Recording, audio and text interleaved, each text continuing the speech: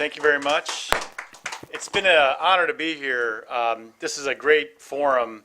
There's just such an ocean of information, and I'm a practitioner. We got a politician. I think we are honored to be here, but overwhelmed at the same time. And I hope that maybe I can give you some ideas and questions that would maybe give you some help us guide. I think that's what the advantage of the academics are, to help us categorize and see some systems and some things that work here together. So as was mentioned in the very kind introduction, I've been doing this for 27 years in local government. I'm a local government guy. I'm a city person. I like to do things and to build. And so I've really found my calling, I think, in terms of city management and being able to do that. I do appreciate the policy side and the politics, but when it comes down to it, I'm more about getting things done. And that's what the city manager's role is. I'd like to at least touch on that a little bit, because I think there's been a lot of interest in the city manager form of government. And I'm not sure, frankly, how directly applicable. I heard some talk about a UG, so maybe I'm the UG of China. But I think there's hopefully some examples in here and some advantages. Just real quick, and we'll cover this a little bit later, but Pearland is immediately south of Houston. Houston's the fourth largest city in the country, U.S. It's about 2.5 million in the city proper, and the whole metro area probably about 5 million. So it's one apartment building in China. But Pearland anchors the southern end of that. We're immediately south of that. And it's a great area, I'll explain. My professional being is I'm a member of the International City County Management Association. So this is my professional association as a city manager that guides my ethics and my professional responsibilities. So I've been a member ever since graduate school. It's a very important organization to us. And ICMA has a China Center. It's based over at CUPL nearby. And they do a lot of programs. That's how I got introduced. And I've been over to China, I think 4 or 5, maybe 6 times. And they are very active. And I encourage anybody in the room to use that as a resource to learn more about local government in the U.S. and worldwide, and some of the practical examples that we have. So ethics was talked about, and I just want to share part of our local government's city manager ethics is we're dedicated to democratic local government. That's people elect their local representatives, and then I'm responsible with our team for executing their policies and their budgets. I do have an interest in social responsibility. It's not just about the people that are in the majority. It's about for a sense of the greater good, for citizens that are going to come that are here now that maybe don't have a vote, they're too young, and the people that are going to come yet to come. Because if we do it right, cities are going to last for hundreds and thousands of years, as China has shown us, right? So we've got a responsibility to look out for the greater social good. And in the United States, we're not always good about talking about that, but we do hold that as a professional responsibility. Honor and integrity, obviously, and along with that, serving the best interests of all the people. Making the elected officials work better by giving them good advice, good examples, making their lives a little bit easier with good information. So that's part of my responsibility as well. I respect the local officials and their role and what they have to do. I may not always like or love the elected officials. If Jay was my mayor, I'd love him. But we get people, we don't get to choose who we work for, but we always try to be responsible and respect the office, if not always some of the acts of the people that are holding that. And then we do not get involved in elected politics whatsoever. So you'll never see me advocate for any particular candidate or cause locally. If we were to do that, that would taint our responsibilities to everybody, right? We believe strongly, like, economic development is not partisan. Police and fire services should not be partisan. It shouldn't matter who you voted for, how quickly the police cars get there or the ambulance. When you flush the toilet, it doesn't matter if you're Republican or Democrat, all those kinds of things. So that's kind of our niche in the world. And it's been talked about, but we make government in the United States very, very complicated with overlapping jurisdictions. And I think from the outside, anybody that comes in they're just baffled. In the United States, we don't like government, but really what that means is we don't like big government. We like lots and lots of little government. And this really illustrates that. When somebody from China, a business person, or Europe comes and they want to talk to the governor of the state of Texas about their project, the reality is the governor has absolutely nothing to do with a building permit or the zoning regulations or the things that matter for citing a site. It's really local government, and that's why I love it. It's that's what's important. But we generally in Virginia it's a little bit different, but we have nothing to do with school districts. That's a completely separate jurisdiction. Schools are very important, public education, but I have nothing to do with reality of public education in our city. And actually I've got 5 school districts in our city, so it makes it very complicated. There's 90,000 jurisdictions in the United States. So, and this map just kind of gives you an intensity of where those are located. So, again, for those that are interested in city management, I like this definition of what a city manager's job is. Obviously, making the elected officials work better. But the last two, I think, is maybe a little bit more unique, and where I find my passion is, bringing modern managerial practices. I'm very much a change maker and change doer, and so if things are, too status quo, I'm going to break it up. And I think part of that's responsibility is to make government work better, just like a business, by innovating, by changing, by adapting. What you did yesterday was nice, but it's not going to be good enough for today, and it's really not good enough for tomorrow. So that's part of our mission as city management. And along with that, organizational changes, making sure that our city government organization as an entity is being effective and efficient, being accountable, and all those good things. And this fits in with some of the other presentations. This is the secret sauce, I think, of government, and particularly local government. If you can't do anything in our business if you don't have the trust of the people, right? If the people don't trust you, they're not going to, willingly give you their resources, their time. If the people don't trust their government to do the right things, all kinds of bad things happen. So how do you get trust? I didn't come up with this, but I think one of the elements is transparency. People need to be able to see what the government is doing and understand that. And so, if you have transparency, that's a good thing to build trust. You have to have engagement. You have to have citizen involvement in the actions of government.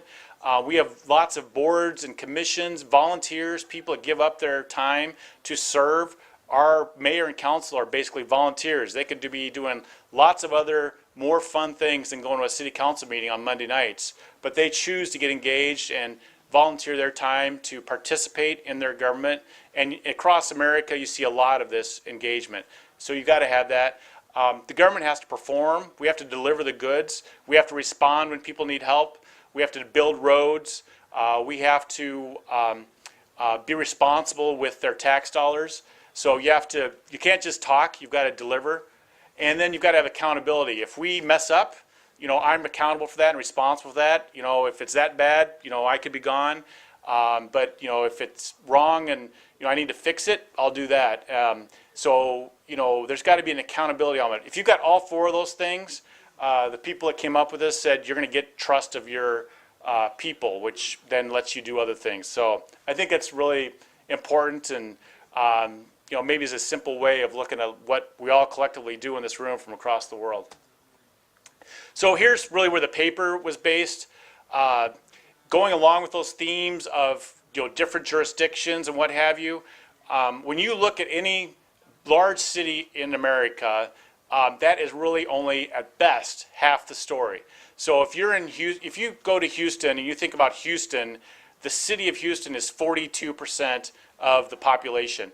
There's more than half of the population lives in somewhere else other than the city of Houston.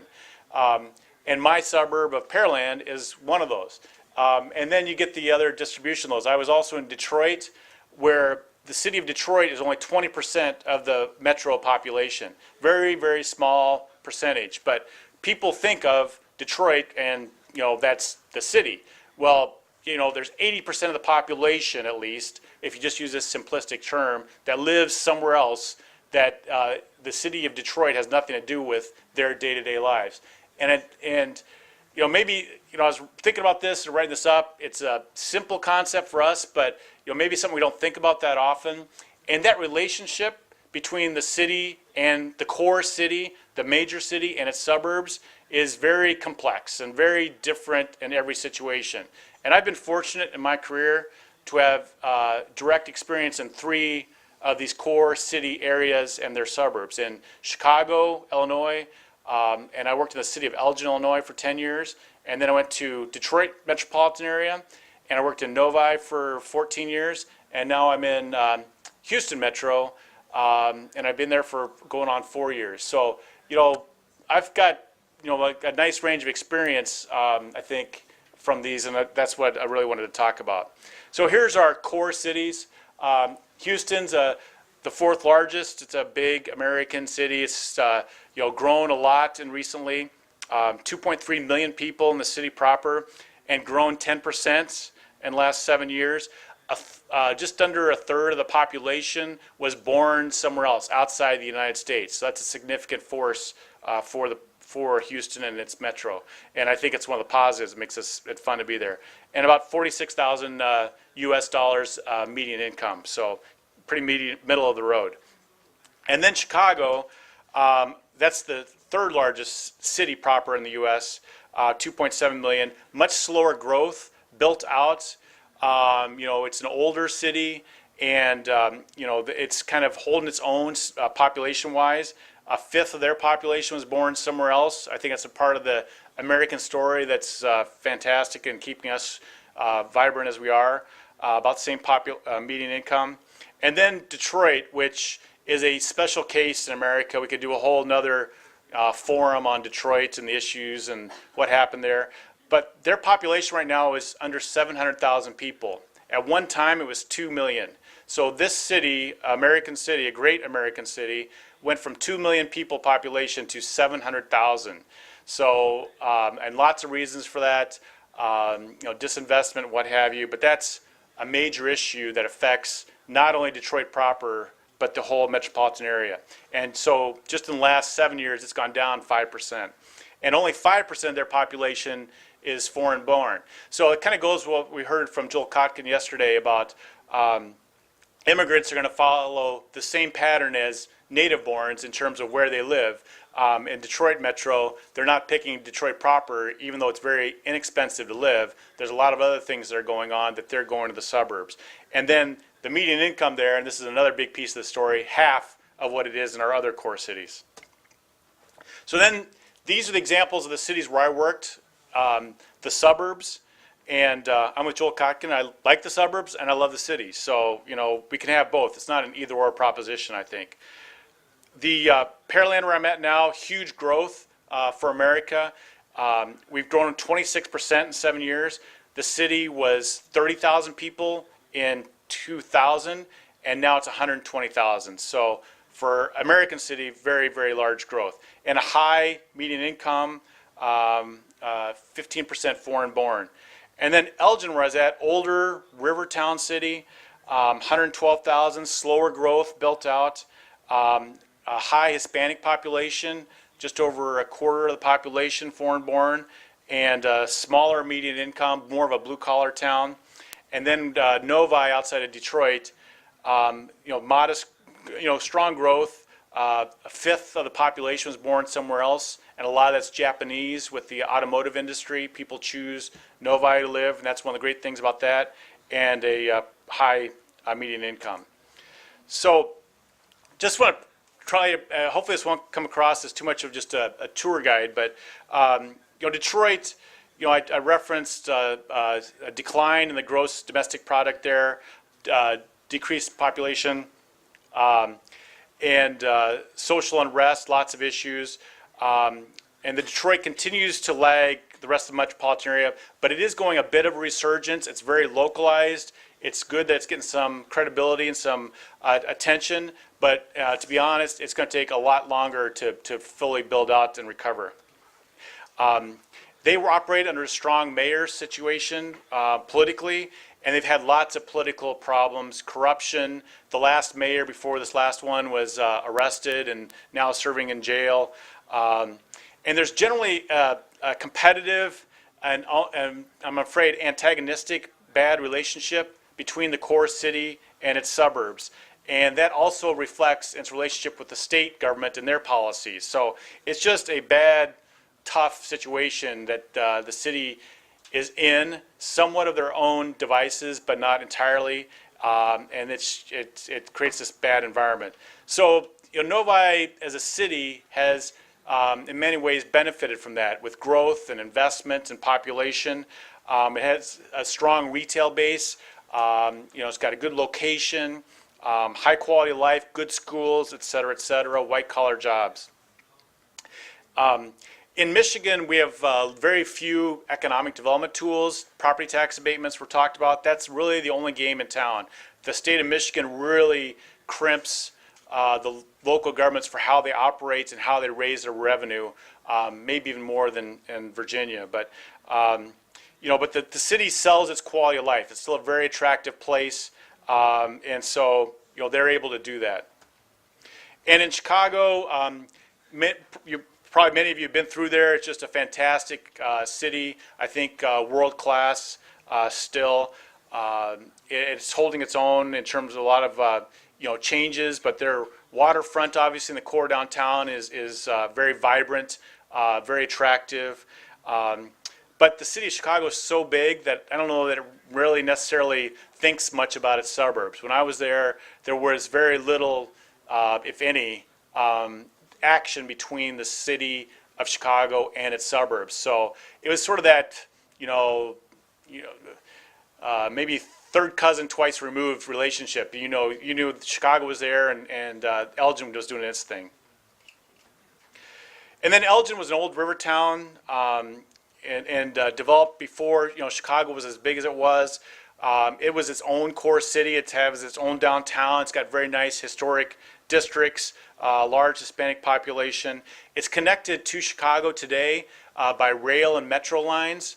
There's three train stops in Elgin that go directly to downtown Chicago Loop that are used pretty well. And it's very close to Chicago O'Hare Airport. So there's some physical transportation ties, but somewhat on a smaller scale of Beijing, Chicago is hard to get around transportation-wise. So if you're in Elgin, you're generally not going to go into Chicago except for some major big events because it's pain to get there. One economic development strategy may be to get some riverboat gambling. You can bring Macau to Beijing, and Elgin did that. They have a riverboat casino which has pumped in a lot of money. You heard about special economic zones. In a lot of ways, this is an economic zone. It's a tax increment financing district, and so the money from this special area goes towards special projects in that area, which has helped keep it strong. And then Houston, where I'm at now, really come to love and appreciate it. I don't think it gets enough credit, for what a great, really cool place it is. They also operate under that strong mayor forum, and we have a strong regional chamber of commerce, which we are a member of and which we support each other, and really is unique in my experience as a genuine force for regional economic development. They help us, we help them, and that creates some of the best city core and suburb relationships and support that I've come across anywhere. And so Houston's obviously growing like the most of Texas. They've got a light touch on regulation and growth, pro-growth in a lot of ways. We can talk about the Hurricane Harvey and how that would have happened and flooded things even if we had different zoning regulations and what have you. But Joel Kotkin loves Houston, so I like Joel. And Pearland, where I've talked about that, the city manager, et cetera, and what we do. Very nice quality of life, very typical American suburb in terms of the growth pattern. Single family residential development, large lots. My wife and I have a very large house because we can. The cost of housing is very, very inexpensive. For what we paid for our house in Pearland, which I think is pictured here, you could probably get a broom closet in Arlington County. So that's one of the things we would tell somebody why they should locate in Pearland instead of Arlington, sorry. And we got better barbecue. So, but the last two things I just want to touch on real quick is These definitions about city and suburb, they're political jurisdictions. People really don't know that much about, when you cross from one into another. And the cities are becoming more like suburbs in a lot of ways, and the suburbs are becoming cities. The suburbs are trying to build arts and culture, core downtowns, mobility, transportation. These are all coming together, I think. So in the end, I think the form of government may differ, but the work of all of our cities is very similar in any context. And although the cities and the suburbs can have a indifferent or a competitive or a symbiotic relationship, the tools that we have to work with are similar, and they help explain a lot of these things. And our fates are really intertwined, and we're going to be better as long as we keep working together. So thank you very much.